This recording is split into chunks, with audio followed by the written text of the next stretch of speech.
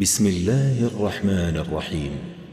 الحمد لله الذي أنزل على عبده الكتاب ولم يجعل له عوجا قيما لينذر بأسا شديدا من لدنه ويبشر المؤمنين الذين يعملون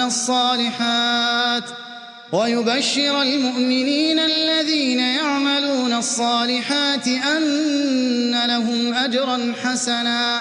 ماكثين فيه أبدا وينذر الذين قالوا اتخذ الله ولدا ما لهم به من علم ولا لآبائهم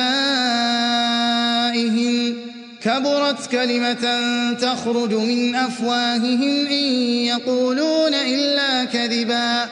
فلعلك باخع نفسك على آثارهم إن لم يؤمنوا بهذا الحديث أسفا إنا جعلنا ما على الأرض زينة لها لنبلوهم أيهم أحسن عملا وإنا لجاعلون ما عليها صعيدا جرزا أم حسبت أن أصحاب الكهف والرقيم كانوا من آياتنا عجبا إذ أوى الفتية إلى الكهف فقالوا ربنا آتنا من لدنك رحمة وهيئ لنا من أمرنا رشدا فضربنا على آذانهم في الكهف سنين عددا ثم بعثناهم لنعلم أي الحزبين أحصى لما لبثوا أمدا نحن نقص عليك نبأهم بالحق إنهم فتية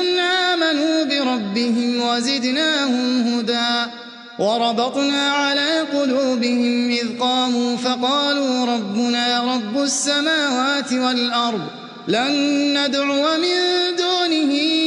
إلها لقد قلنا إذا شططا هؤلاء قوم اتخذوا من دونه آلهة لولا يأتون عليهم بسلطان بين فمن أظلم ممن افترى على الله كذبا وإذ اعتزلتموهم وما يعبدون إلا الله فأووا إلى الكهف ينشر لكم ربكم من رحمته ويهيئ لكم من أمركم مرفقا وترى الشمس إذا طلعت تزاور عن كهفهم ذات اليمين وإذا غربت تقرضهم ذات الشمال وهم في فجوة منه ذلك من آيات الله من يهد الله فهو المهتد ومن يضلل فلن تجد له وليا مرشدا وتحسبهم أيقاظا وهم رقود ونقلبهم ذات اليمين وذات الشمال وكلبهم باسط ذراعيه بالوصيد لو اطلعت عليهم لوليت منهم فرارا ولملئت منهم رعبا وكذلك بعثناهم ليتساءلوا بينهم قال قائل منهم كم لبثتم قالوا لبثنا يوما أو بعض يوم قالوا ربكم أعلم بما لبثتم فابعثوا أحدكم بورقكم هذه إلى المدينة فلينظر أيها أزكى طعاما فليأتكم برزق منه وليتلطف ولا يشعرن بكم أحدا إنهم إن يظهروا عليكم يرجموكم أو يعيدوكم في ملتهم ولن تفلحوا إذن أبدا وكذلك أعثرنا عليهم ليعلموا أن وعد الله حق وأن الساعة لا ريب فيها إذ يتنازعون بينهم أمرهم فقالوا ابنوا عليهم بنيانا ربهم أعلم بهم قال الذين غلبوا على أمرهم لنتخذن عليهم مسجدا سيقولون ثلاثة رابعهم كلبهم ويقولون خمسة سادسهم كلبهم رجما بالغيب ويقولون سبعة وثامنهم كلبهم قل ربي أعلم بعدتهم ما يعلمهم إلا قليل فلا تمار فيهم إلا مراء ظاهرا ولا تستفت فيهم منهم أحدا ولا تقولن لشيء إني فاعل ذلك غدا إلا أن يشاء الله واذكر ربك إذا نسيت وقل عسى أن يهديني ربي لأقرب من هذا رشدا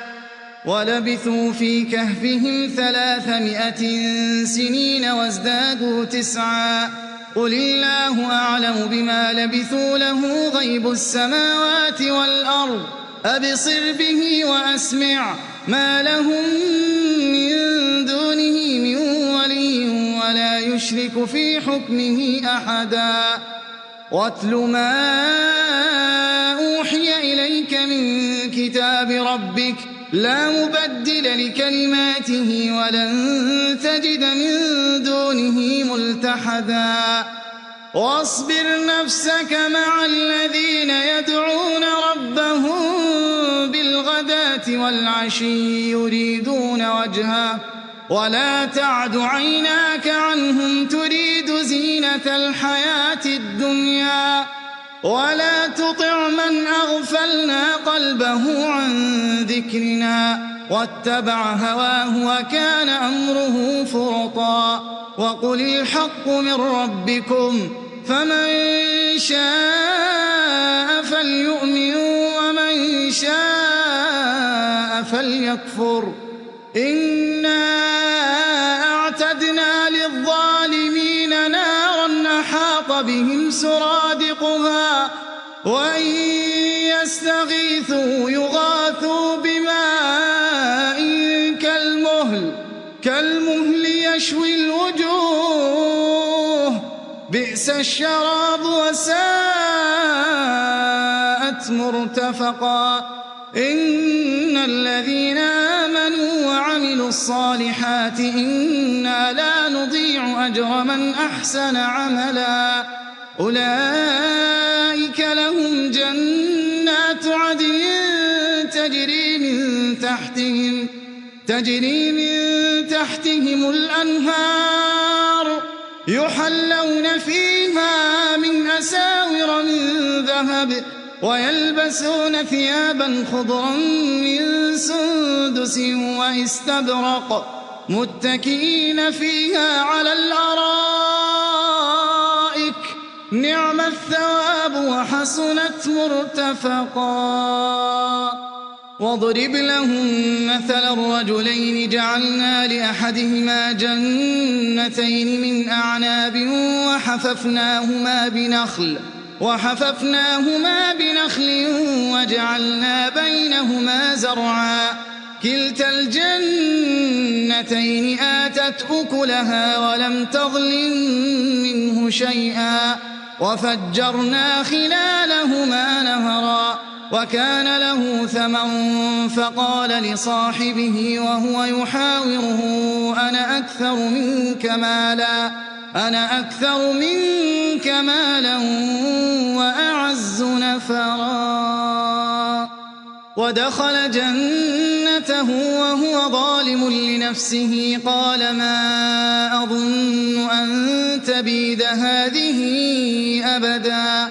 وما أظن الساعة قائمة ولئن رددت إلى ربي لأجدن خيرا منها منقلبا قال له صاحبه وهو يحاوره أكفرت بالذي خلقك أكفرت بالذي خلقك من تراب ثم من نطفة ثم سواك رجلا لكن هو الله ربي ولا أشرك بربي أحدا ولولا إذ دخلت جنتك قلت ما شاء الله لا قوة إلا بالله إن ترني أنا أقل منك مالا وولدا فعسى ربي أن يؤتيني خيرا من جنتك ويرسل عليها حسبانا من السماء فتصبح صعيدا زلقا أو يصبح ماؤها غورا فلن تستطيع له طلبا وأحيط بثمره فأصبح يقلب كفيه على ما أنفق فيها وهي خاوية على عروشها ويقول يا ليتني لم أشرك بربي أحدا ولم تكن له فئة ينصرونه من دون الله وما كان منتصرا هنالك الولاية لله الحق هو خير ثوابا وخير عقبا واضرب لهم مثل الحياة الدنيا كماء أنزلناه من السماء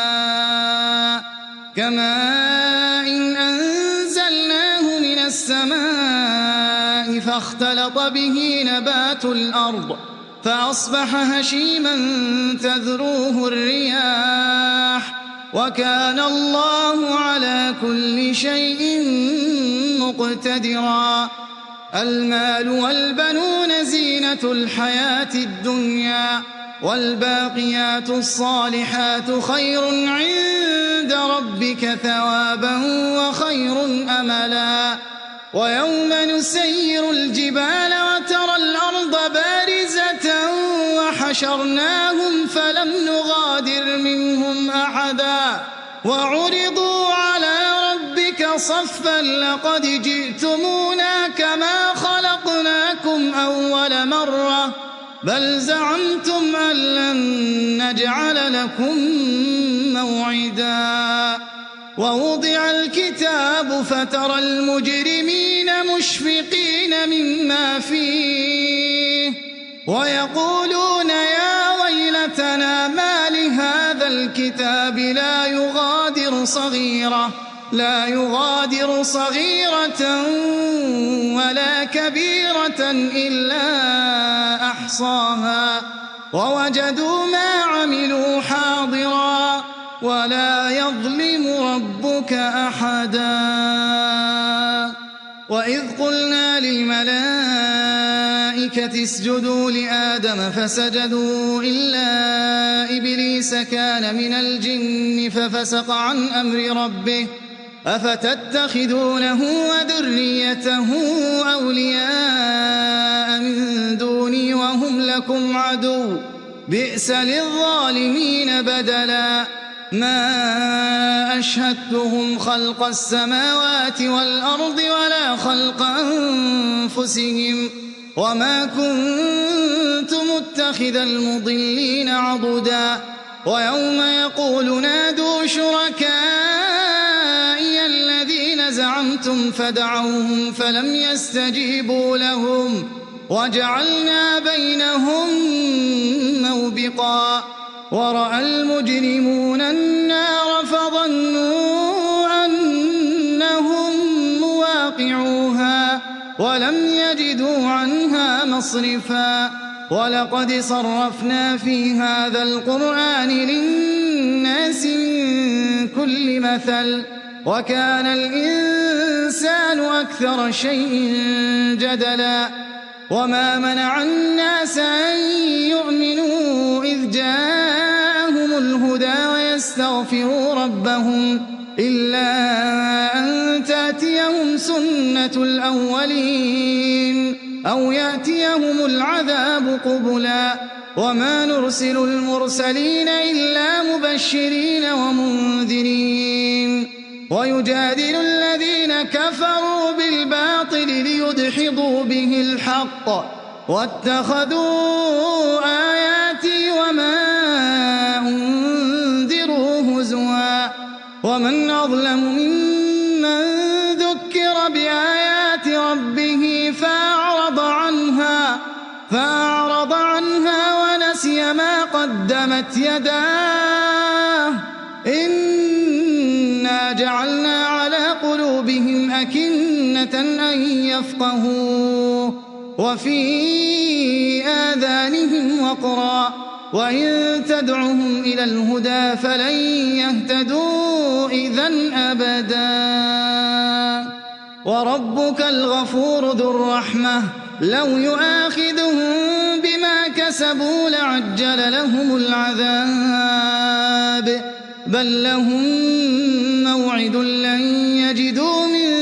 دونه موئلا وتلك القرى أهلكناهم لما ظلموا وجعلنا لمهلكهم موعدا وإذ قال موسى لفتاه لا أبرح حتى أبلغ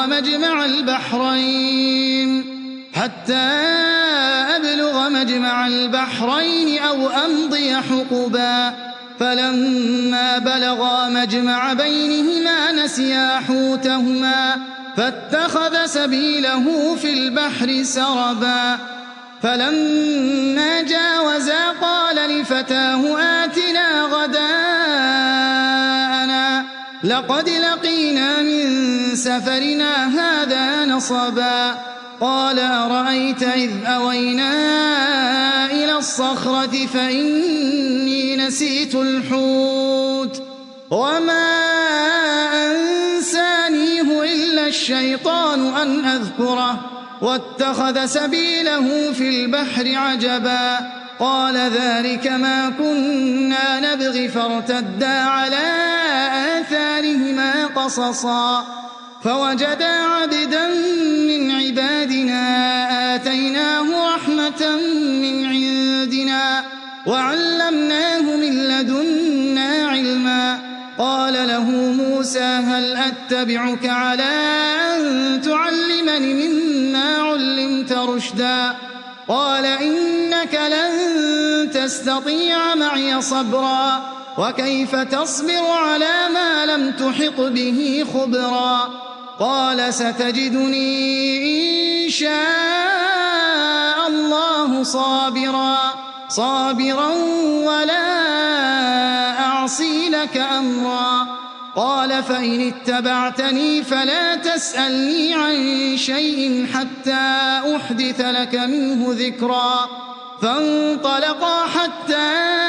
إذا ركبا في السفينة خرقها قال أخرقتها لتغرق أهلها لقد جئت شيئا إمرا قال ألم أقل إنك لن تستطيع معي صبرا قال لا تؤاخذني بما نسيت ولا ترهقني من أمري عسرا فانطلقا حتى إذا لقيا غلاما فقتله قال أقتلت نفسا زكية بغير نفس لقد جئت شيئا نكرا قال ألم أقل لك إنك لن تستطيع معي صبرا قال إن سألتك عن شيء بعدها فلا تصاحبني قد بلغت من لدني عذرا فانطلقا حتى إذا أتيا أهل قرية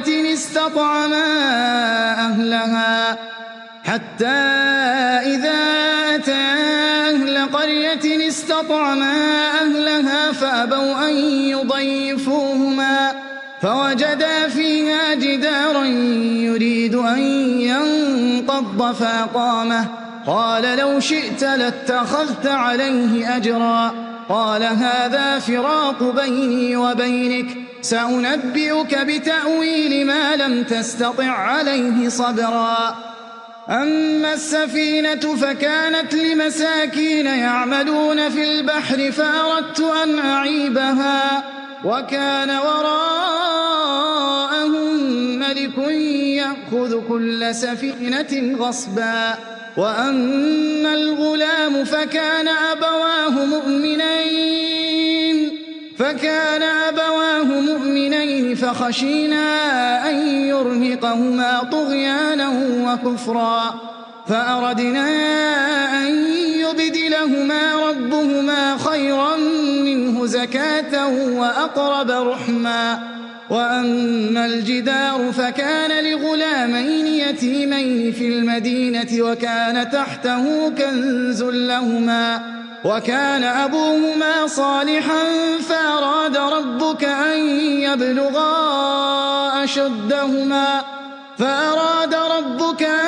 يبلغا أشدهما ويستخرجا كنزهما رحمة من ربك وما فعلته عن أمري ذلك تأويل ما لم تسطع عليه صبرا ويسألونك عن ذي القرنين قل سأتلو عليكم منه ذكرا إنا مكنا له في الأرض وآتيناه من كل شيء سببا فأتبع سببا حتى إذا بلغ مغرب الشمس وجدها تغرب في عين حمئة ووجد عندها قوما قلنا يا ذا القرنين إما أن تعذب وإما أن تتخذ فيهم حسنا قال أما من ظلم فسوف نعذبه ثم يرد إلى ربه فيعذبه عذابا نكرا وأما من آمن وعمل صالحا فله جزاء الحسنى وسنقول له من أمرنا يسرا ثم أتبع سببا حتى إذا بلغ مطلع الشمس وجدها تطلع على قوم لم نجعل لهم من دونها سترا كذلك وقد أحطنا بما لديه خبرا ثم أتبع سببا حتى إذا بلغ بين السدين وجد من دونهما قوما لا يكادون يفقهون قولا قالوا يا ذا القرنين إن يأجوج ومأجوج مفسدون في الأرض فهل نجعل لك خرجا على أن تجعل بيننا وبينهم سدا قال ما مكني فيه ربي خير فأعينوني بقوة أجعل بينكم وبينهم ردما آتوني زبر الحديد حتى إذا ساوى بين الصدفين قال انفخوا حتى إذا جعله نارا قال آتوني أفرغ عليه قطرا فما استطاعوا أن يظهروه وما استطاعوا له نقبا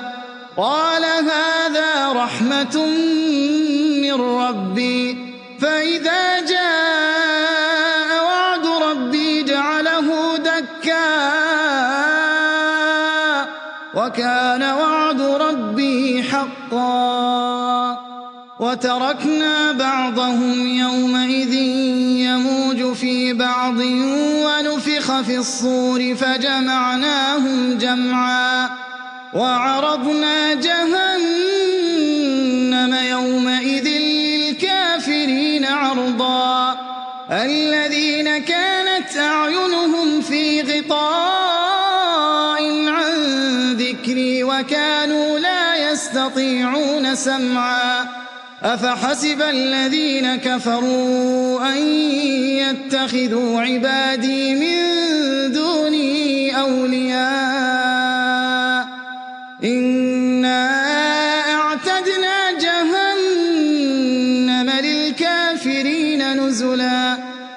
هل ننبئكم بالأخسرين أعمالا